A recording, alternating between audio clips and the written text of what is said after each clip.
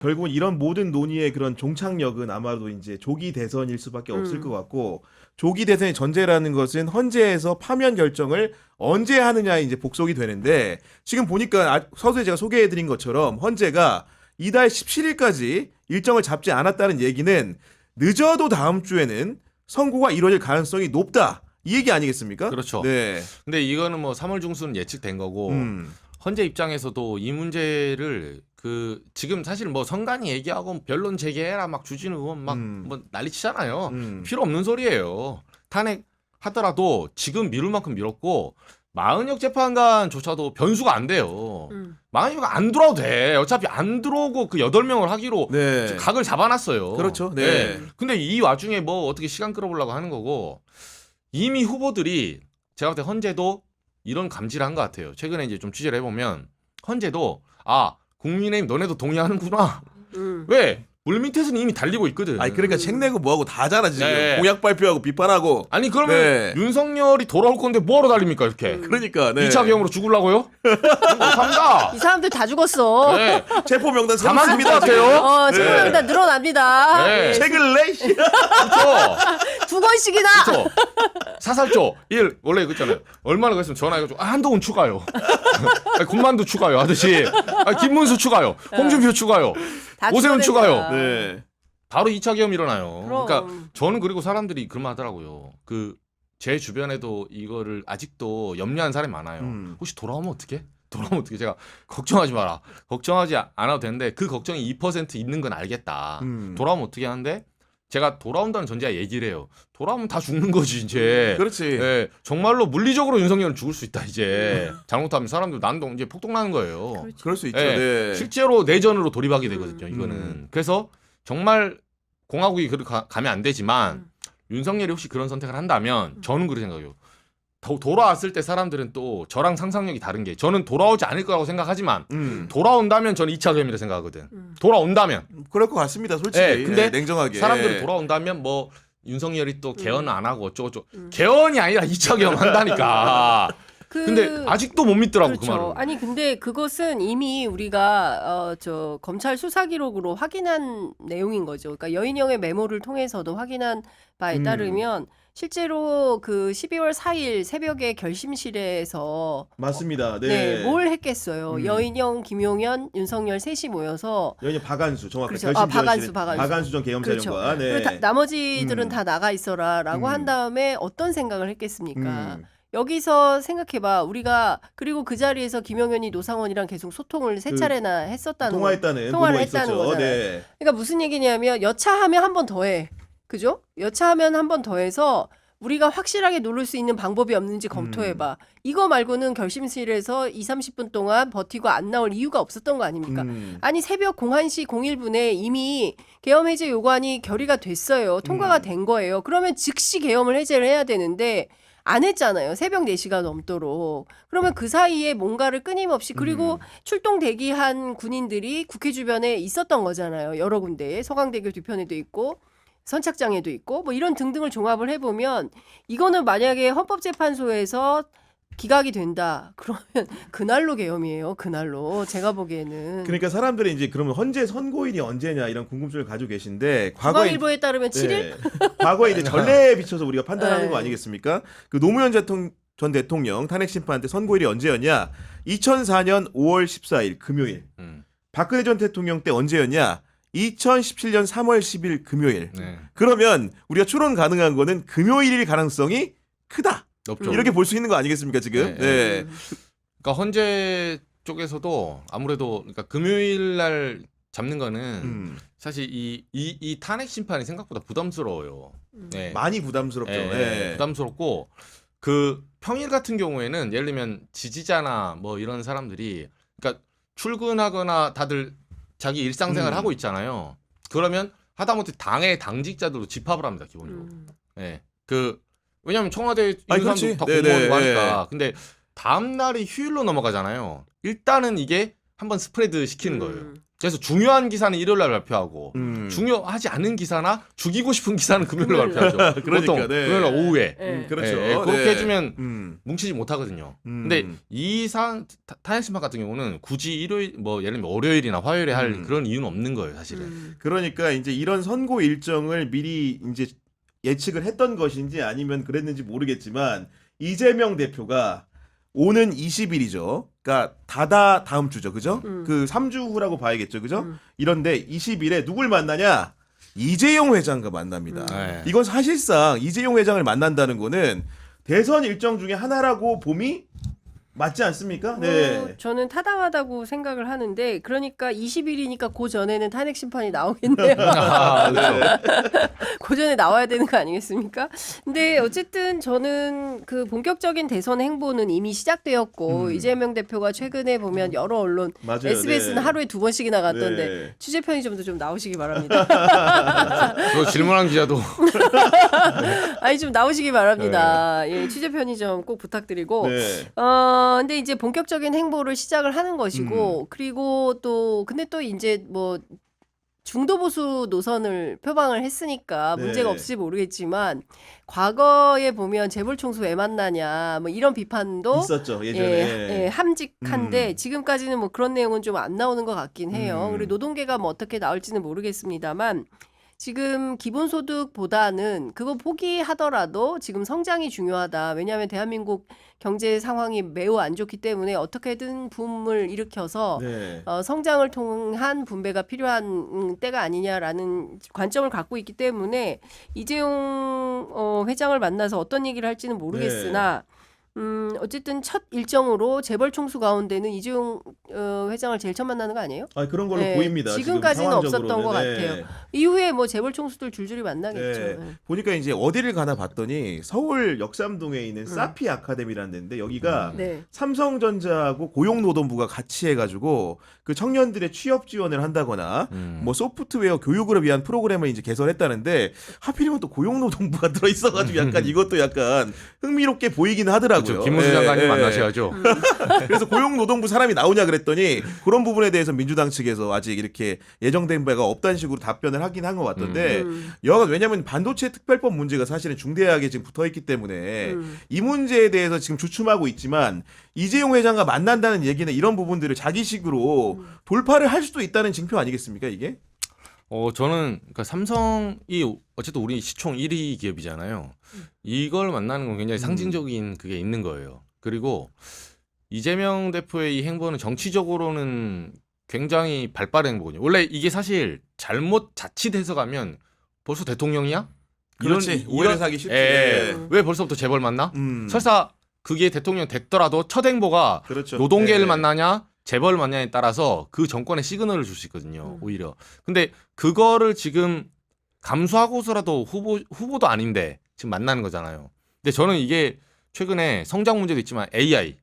AI. 예, 저는 네. 그 메시지랑 좀 관통하는 게 AI 있다고. 메시지하고 관련돼 있다. 그렇죠, 네. 그렇죠. 왜냐하면 이게 이재명 대표가 지금 경제 채널이나 엊그제 3%도 나왔어요. 맞아. 예. 박식함을 계속 뽐내고 있는 거예요. 그리고 자기만의 국부펀드 이런 얘기 논박이 일어났잖아요. 맞아요. 예. 예, 나름 일리 있는 지금 포지션을 잘 잡아가고 있어요. 음. 왜냐하면 드라이브를 거는데 민주당에 제가 좀 물어보니까 민주당 사람들은 저한테 그렇게 얘기 안 해주죠. 근데 제가 봤을 때 저 잘하고 있네. 잘하고 있습니다. 이거는. 왜냐하면 사실 지금 테마를 이재명 대표가 이끌고 있는 거예요.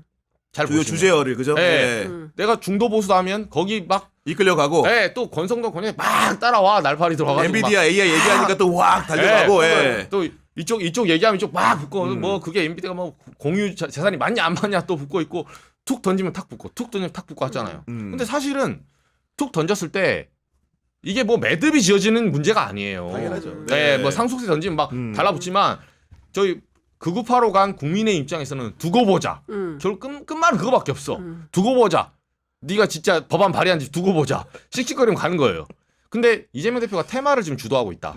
그리고 AI 쪽에 향후에 국부펀드도 있지만 이게 HBM 반도체 부분이가 맞아요. 이런 부분이 삼성이 일격을 한번 맞은 적이 있었거든요. 이게 상황 판단, 경영 판단을 잘못해서 지금 한 5년 정도 뒤처진 상태예요. 그러니까요. 이 부분 어떻게 해결할 것인지. 그 나아가서 국가가 이 부분을 어떻게 보조를 해서 새로운 생성형 이쪽으로 나가는 AI 산업 키워날 것인지 네. 여기에 대해서 이재명 대표가 지금 관심을 가져주고 있는 것. 네, 요거 자체가 중도 보수의 아주 시그널이죠. 그렇죠. 전략적으로는 굉장히 탁월합니다. 네, 그렇기도 하고 사실은 지금 뭐 언론에서는 52시간 노동시간 문제를 가지고 세게 네. 첨예하게 붙어 있는데 그거 말고 업계에서는 사실은 세제 지원을 포함한 지원 정책들에 대해서 적극적으로 좀 정부나 패키지로 국회가 해달라. 패키지로 네. 좀 도와줘라. 일단 이거부터 먼저 좀 해줘라. 그 문제는 좀 추후에 52시간 문제는 해결한다 하더라도 근데 이제 노동계 입장에서는 이거를 연구직들인데 TSMC 사례처럼 네. 아예 막 한 10억, 20억씩 주면서 하면 몰라도. 하면 몰라도 뭐 일은 일대로 하고 돈은 안 주려고 하면 이게 뭐 말이냐 막걸리냐 이제 이런 비판이 나오는 거 아니겠습니까? 이거를 패키지 딜을 해야 되는 측면이 있는데 이재용 회장을 만나서 거기까지 진도를 나갈지 아니면 기존에 있는 논의만 하게 될지 그리고 이제 그거는 새로운 쟁점이 생긴 거잖아요. 우리도 엔비디아 같은 걸 하나 만들어서 민간이 70% 하고 저 국민이 한 30% 해가지고 세금 없이도 살 수 있는 나라. 네.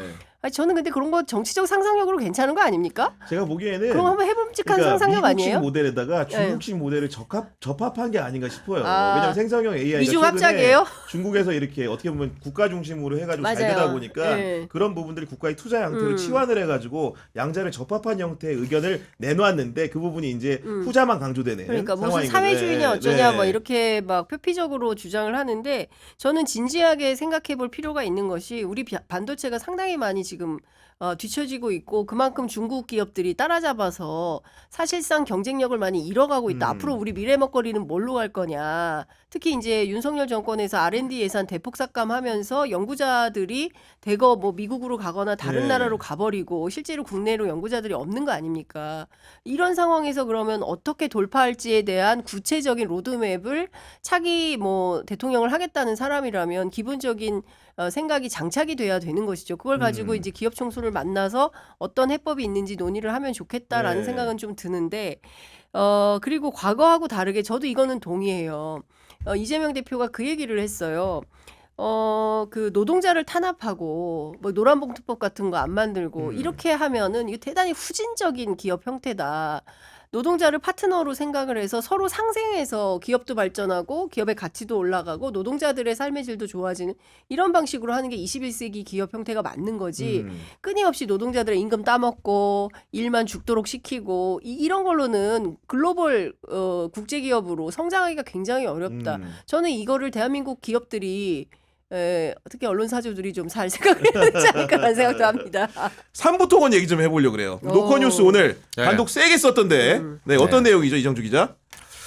그러니까 삼부토건이 원래 문제가 많았죠. 그러니까 얘기가 계속 있었잖아요. 김건희 여사 예전에 그러니까 비선 실세 했는데 저희가 이게 법조랑 이제 금감원 출입 같이 쓴 거예요. 같이 쓴 거구나. 네. 굉장히 양층적인 의미가 있는 거네. 그렇죠. 그렇죠. 준비를 좀 해왔대요. 네. 얻어 걸린 게 아니라 요 쭉쭉쭉 쫓아왔었거든요. 네. 네, 그래서 이게 경영진 이제 시세 차익을 거둔 거. 그래서 지금 조사가 들어갔어요. 네. 근데 조금 저희가 이제 물어보니까 삼부토건이 사실 우리나라에서 국내에서 막 큰 회사는 아니잖아요. 네, 근데 여기가 도이치모터스하고 똑같은 건 아닌데 그 내부에서는 당시 이제 주가 조작 혐의가 보여가지고 네. 일각에서 계속 문제 제기를 하고 조사를 하고 있었어요. 근데 이게 이제 검찰 쪽하고 금감원 쪽에서 기존에 있던 게 나온 거죠 지금. 아 그렇구나. 이게 어제 오늘 막 수사한 건 아니에요. 근데 저는 이 삼부토건 이슈가 처음 제기된 것은 최혜병 맞아요. 네. 특검과 그렇죠. 관련된 입법청문회 과정에서 어떤 내용이 발견이 됐냐면 이종호라는 인물이 그렇죠. 예 네. 실제로 임성근 사단장의 뒷배로 알려져 있었는데 알고 보니까 이 사람이 단톡방에서 3분의 1 체크하고라는 말을 했는데 이 3부가 골프장 3부를 얘기를 한 것이다. 처음에는 그런 걸로 알고 있었는데 예, 그랬다가 누굽니까 저 국민의힘 유상범 의원이 맞아요. 뭐 골프는 삼부 골프죠라고 했는데 그때 임성근 사단장이 군대에는 삼부 없다. 삼부는 없다라고 해서 그날부터 유삼부 씨가 됐던 거 아니에요? 야, 이러면서 골프장 문제가 실제로는 네. 삼부 토건의 이슈고 이 관계자들이 삼부 토건 이 경우에 따라서는 주가 조작에 개입 혹은 네. 관여했던 거 아니냐라는 의혹이 있으니 이에 대한 수사가 필요하다라고 해서 민주당이 공감원에 고발도 하고 그렇습니다. 네. 국회 정무위 차원에서 삼부토건의 이슈를 상당히 세게 문제 제기를 했었습니다. 그런데 금감원이 지속적인 요구에도 불구하고 제대로 결과를 내놓지 않았어요. 그러다가 이제야 이게 처음 나온 건데 당시에 핵심적으로는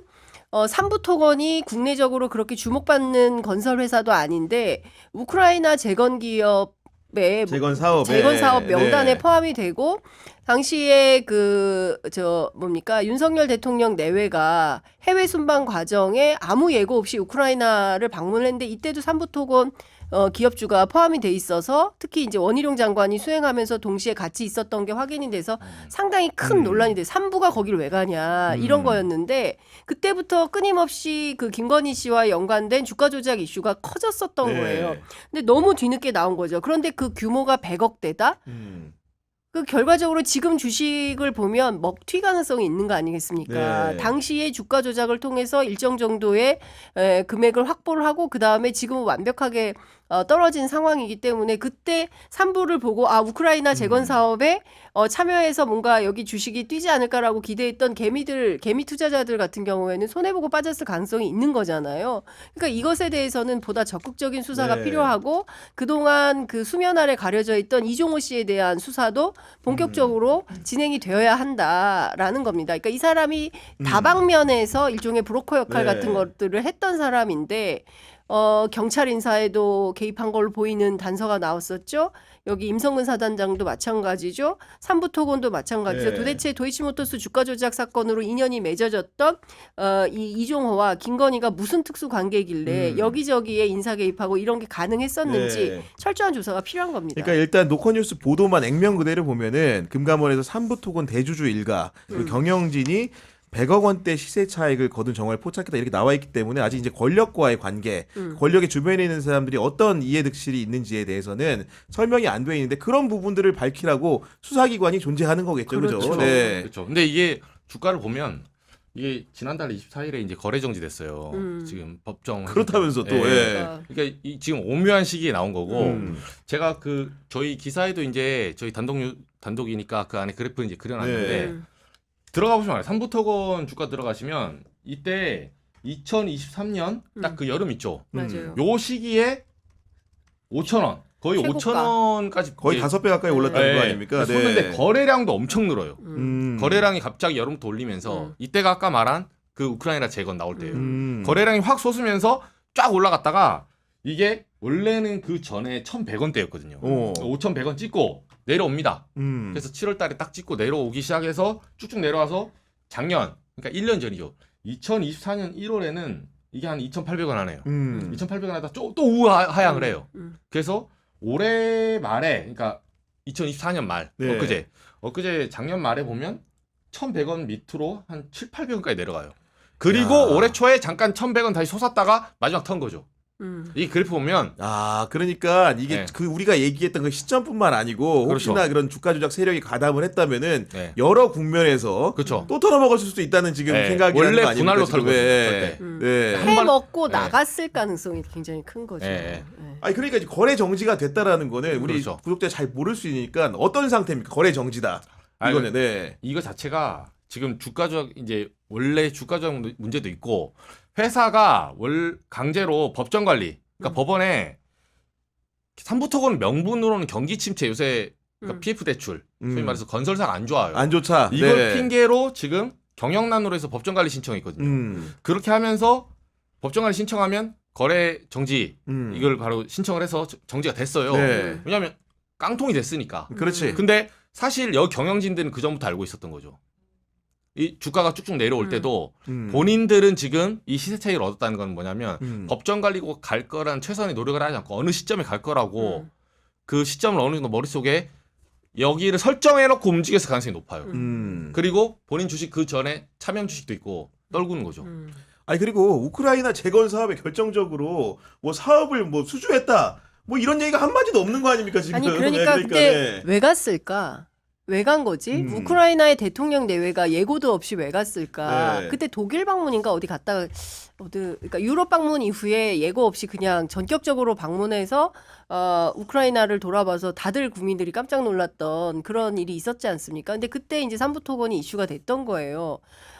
그런데 이제 결과적으로 무슨 우크라이나 제거는커녕 지금 전쟁이 지금 그렇죠. 지속되고 있는 상황이고, 그러니까요. 예. 예, 뭐 우리가 최근에 봤지만 트럼프하고 젤렌스키가 대판 싸우고 고성이 오가고, 그러니까요. 그러니까 예. 지금 전쟁이 언제 끝날지도 제거는커녕 지금 전쟁이 언제 어떤 맞아요. 방식으로 어떻게 네. 정리가 될지 알 수도 없고 여기에서 이제 EU의 독립 얘기가 나오고 지금 배가 산으로 가는 국면 아니겠습니까? 네. 그러니까 큰 틀에서 보면 이런 거예요. 당시에도 기자들이 어떤 얘기를 했냐면 좋다. 과거에 결혼하기 전에 도이치모터스 주가 조작했다? 그거 어쩔 수 없다 쳐.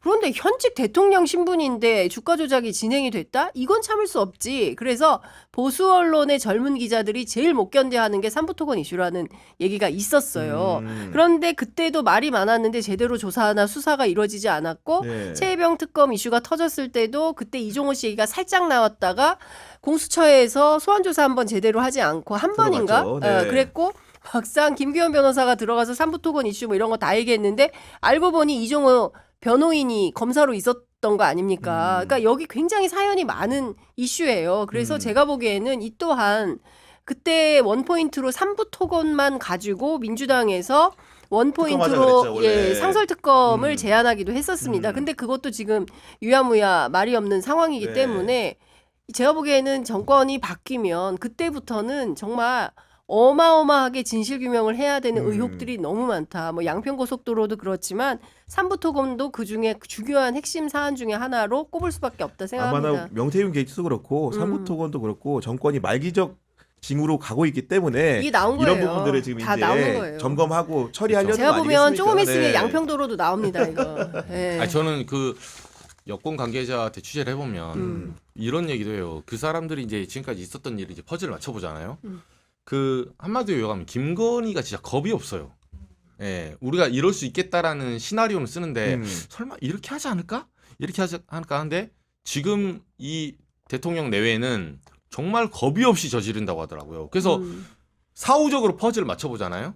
그러면 어디까지 연결되냐면 김건희, 그러니까 양평도 마찬가지인데 김건희에서 끝나는 게 아니라 최은순 장모 있죠. 장모.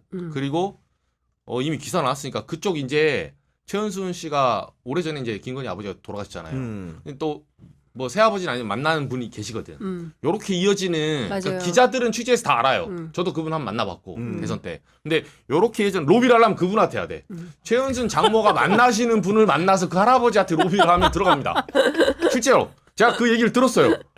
공천 때도 실제로 그 사람 만났다 하더라고. 그런 희한한 짓을 하고 있는. 근데 거기가 제가 정확하게는 아닌데 엑스포 때도 논란이 한 번 있었어요. 부산 엑스포. 네, 그 할 때 사우디에 뭐 수주안이 많이 했을 때나요. 그때 내용이 한 번 나왔었거든요, 사실은. 부산 엑스포도 그것도 그 수사가 필요하다는 얘기가 굉장히 많이 네. 있어요. 네. 그리고 그 부산 엑스포 보시면 이건 이명수 기자도 그때 취재한다고 그때는 엄목한 시절이잖아요. 저한테 잠깐 연락 와서 이 엑스포 이거 광고 영상 보여주더니 저한테 여기에 그 민간인이 나온다고 제보 이제 콜라보하고 했었거든요. 도와달라고. 근데 저도 이제 차단 못 찾았는데 그때 아직 기억 안 나시죠? 요것도 제가 해야 된다고 보는데 저도 지금 취재하고 있거든요. 엑스포 때 광고 보면 진짜 대학생 동아리가 찍은 거야. 그러니까. 네, 이런 조악한 야 이걸로 지금 뭐 프랑스 가서 뭘 한다고?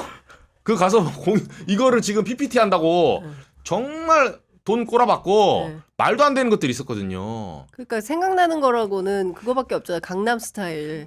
그러니까, 그거 네. 그 노래만 나오고 도대체 이거를 지금 이 순간에 BTS가 나와도 지금 될까 말까 하는 판에 네.